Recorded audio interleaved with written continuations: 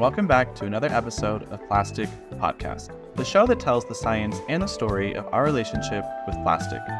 I am your host, Clark Marchese, and today we are talking about beach vacations, green tourism, Malaysia, and how you can be a more sustainable tourist.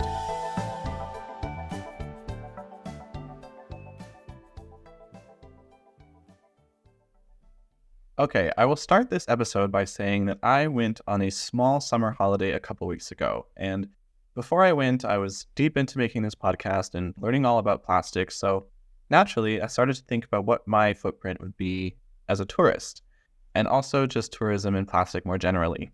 So I wanted to find out what I could do to be a better tourist, and I did some Googling, and that's how I found our guest for today.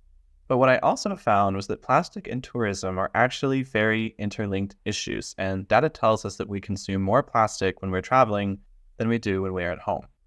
And I can say from my own personal experience, because I have returned from my trip now that I'm recording this podcast, and even trying to keep in mind everything I learned from the following conversation, I still noticed I was consuming a lot more plastic than I normally do.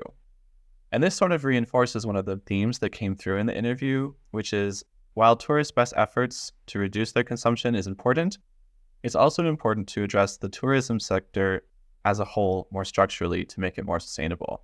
And we're going to learn some of the ways how we can do that. Our guest, Dr. Farzana Quoquab, is a professor at the Osman Hashim International Business School in Kuala Lumpur, Malaysia.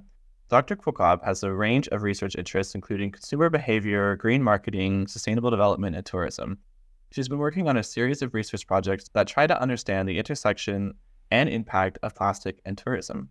We talked about why these are related topics, the burdens that come with plastic from the tourism sector, who is facing them.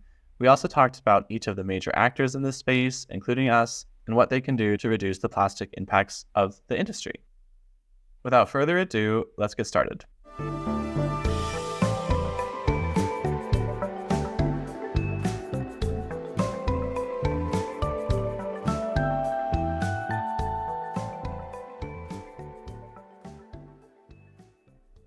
All right, looks like we're recording.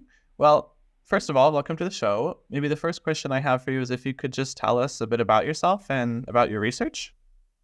Thanks for having me here. I'm very glad that you're working on this because something I think it should be talked about. So I am Farzana. I am an associate professor at Osman Hashim International Business School, University of Technology, Malaysia.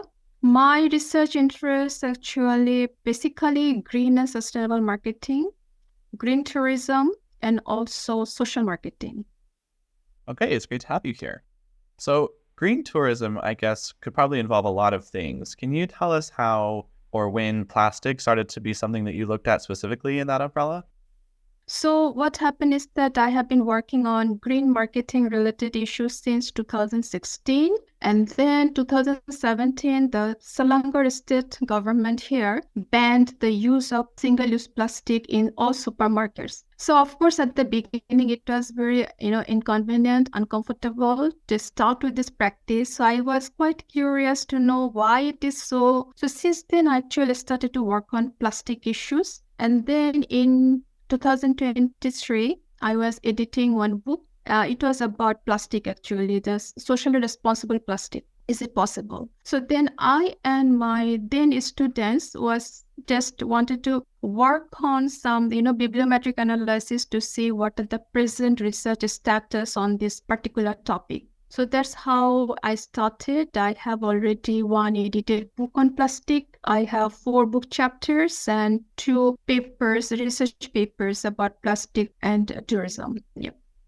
Okay, and we're going to dive into some of that research later. But before we jump into it, I'm wondering, to sort of set the stage, can you explain to people why tourism and plastic pollution are issues that go so hand in hand? Well, there are a few things. First of all, we are all aware about sustainable development goals at the moment. 2 of them are very much related to this plastic pollution and the tourism. So one is SDG 11. This is talking about sustainable cities and communities. And the SDG 14 is about life below water. And then when I was reading articles, I realized that not me, it's researchers. They're saying that tourism actually one of the major plastic polluters. It is coming by the facts and figures from the research actually. So of course there are many other industries. They also contribute to the plastic pollution like retail industry, packaging industry, fashion industry. Even we have also food and beverage industry. And somehow those all industries are interconnected with tourism directly or indirectly. So that's how actually tourism is one of the major plastic polluters. All right. So does this just basically boil down to the fact that we generate more plastic waste when we're traveling than when we're at home? It's a very interesting question. I don't have any figure, but in general, what I can say that it is not exactly the case that when you are outside, then we are using more plastic. It is actually related to what kind of activities we're engaged with. So outside, if we are, let's say, eating outside or we're shopping outside, of course, those kind of activities somehow related to plastic pollution. It is about what kind of activities we're involved with. But having said that, tourism actually very important, players, because when you go for leisure, when you go for traveling, then actually we do not think much. We just want to enjoy the time. So we think possibly, the less about the environment on that time. That makes sense. And then you also mentioned that plastic pollution is related to tourism through two specific sustainable development goals. But I'm wondering if we can go a bit deeper to discuss some of the specific harms to, I guess we would call a host country, that are associated with plastic for tourism. Actually, there are a lot of negative impact. First of all, it accumulates a lot of waste. So waste generation, this is itself a burden on any kind of country or the region. And secondly, when we do not have that kind of proper mechanism to handle those kind of extra accumulated waste, landfill, and then the water pollution, those are the things significantly affected by the plastic pollution. Yeah, I think we may underestimate just how many tourists there are that pass through a country in a year. Let's take Malaysia, where our guest is from.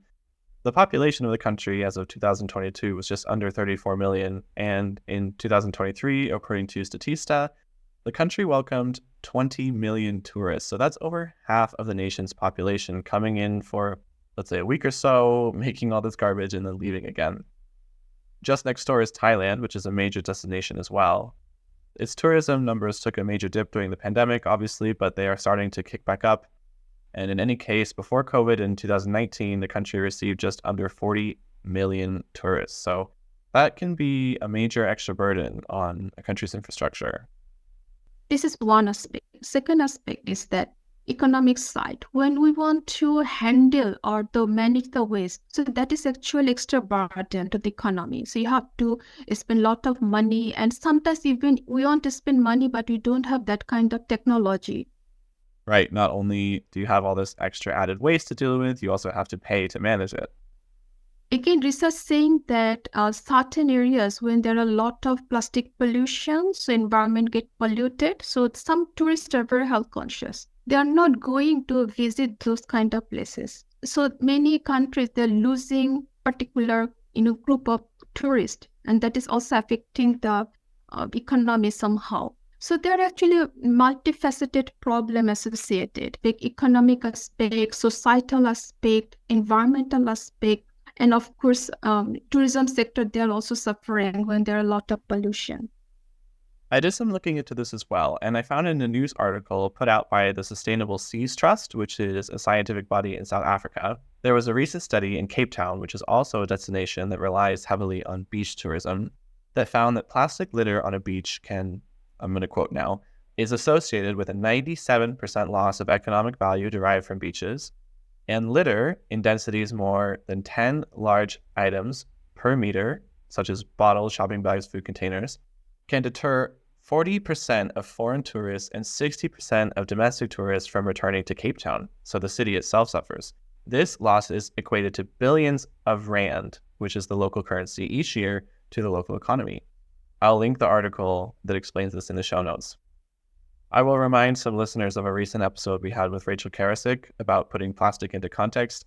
We did a life cycle assessment of plastic economies and health impacts, all the way from extraction of fossil fuels to the annual income of local fishermen around the world.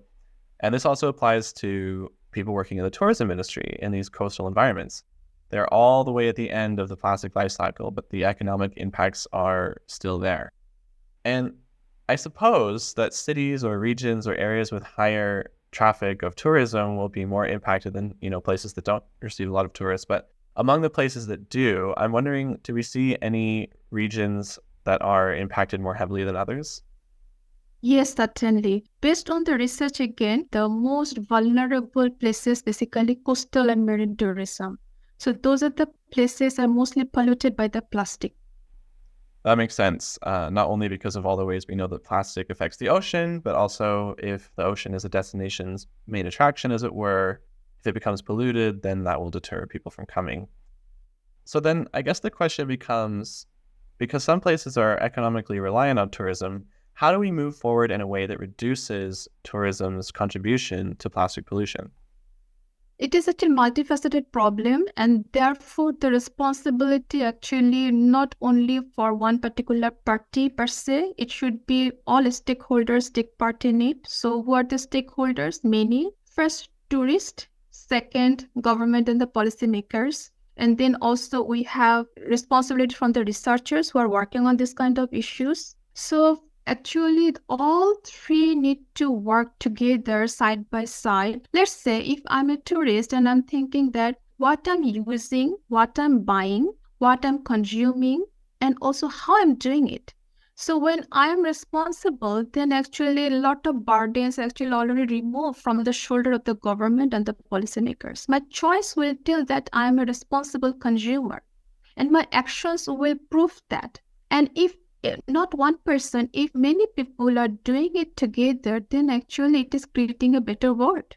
We also need to have proper policy enforced by the government and the policymakers. Simultaneously, when you're talking about the tourism players, they also need profit. No business actions actually without profit making.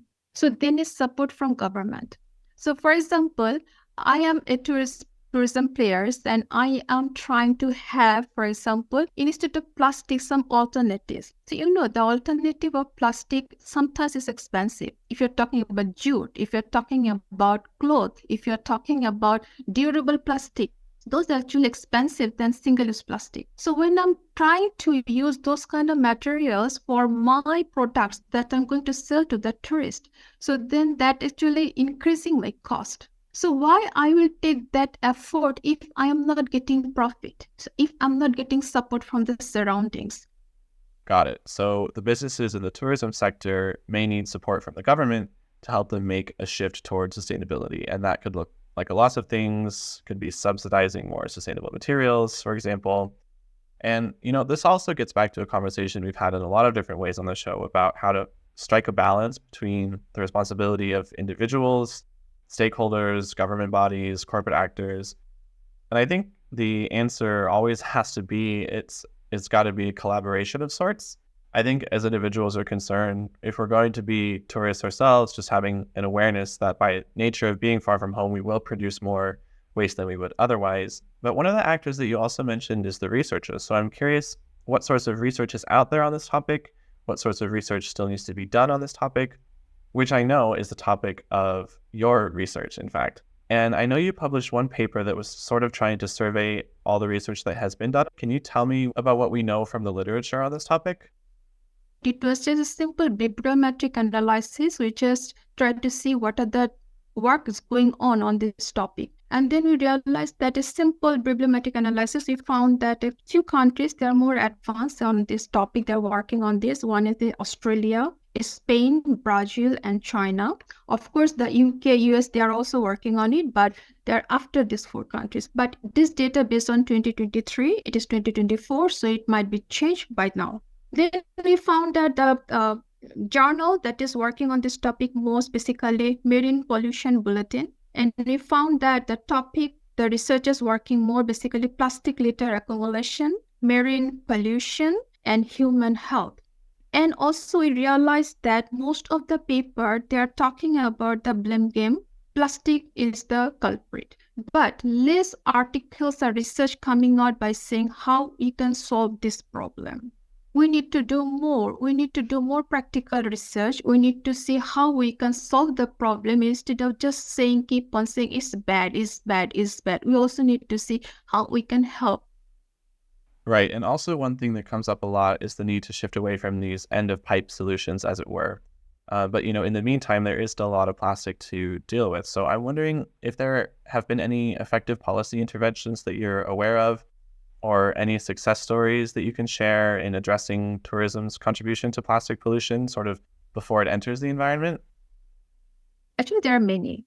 So the good thing is that nobody give up. Everybody's trying, maybe within their capacity, or maybe there are a lot more can be done, but there are a lot of actual strategies, interventions, policy. So for example, I give you a few examples.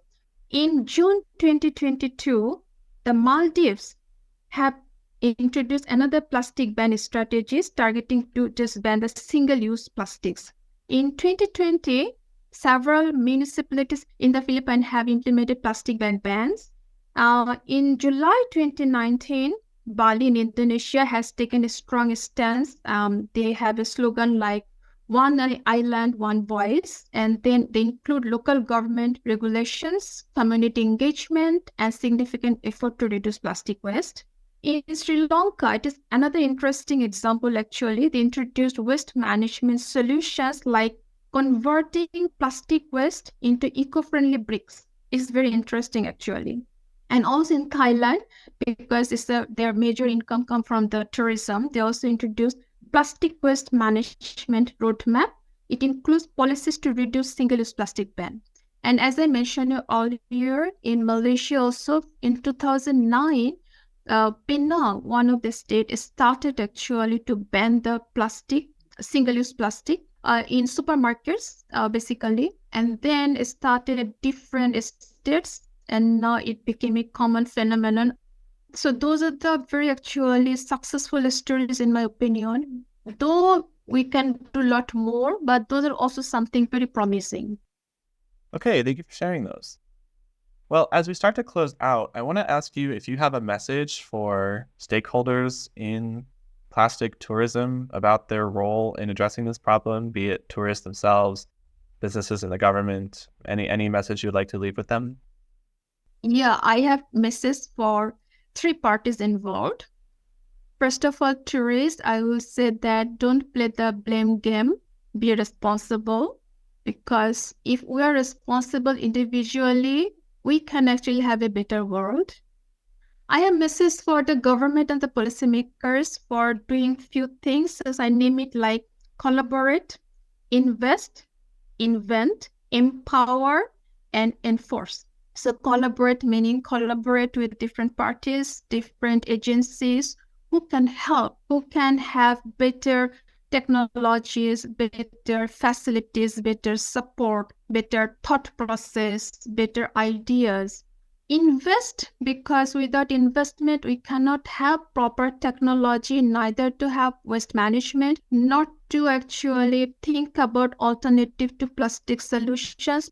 Invent, it is also go hands in hands with all those things just now I just mentioned. Empower those kind of players who are trying to have a better environment when they're offering tourism services. We can give maybe subsidies, because sometimes, as I said, using environmental friendly materials is expensive. So we can give them subsidies. We can actually help them reducing the tax, for example, and enforce to have better policies, laws, intervention strategies.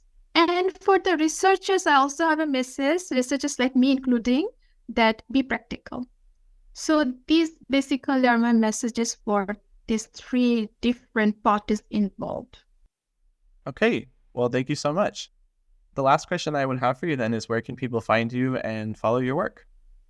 Well, as researchers, we have different platforms that, for example, ResearchGate, we have Google Scholar platforms, we have Facebook, LinkedIn. So those are the platform people can follow my research publications. Even if they want to type my name, Farzana Quoquab, I think some of my topics, what I'm working on, will come out actually. Perfect. I will be sure to put links to all of that in the episode description so that listeners can find it easily. And this is the part where I thank you so much for giving your time to the show today. Thank you for teaching us how to be more responsible tourists and also for your research in the space. Thank you so much. I'm very, very glad for this conversation. I enjoyed it a lot.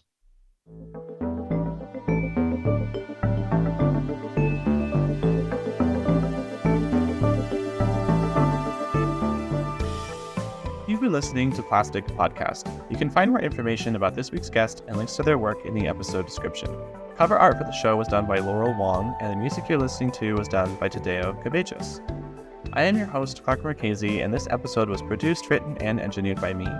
Plastic Podcast is part of a larger network of sciencey podcasts called Pine Forest Media. You can find more information about us in the episode description as well, or on our website, pineforestpods.com. We've got some exciting science podcasts coming out this year, and a 5-star rating across platforms and a review on Apple Podcasts is one of the best things you can do to help the entire network to grow. All right, that's all I have for you today, and we'll chat soon.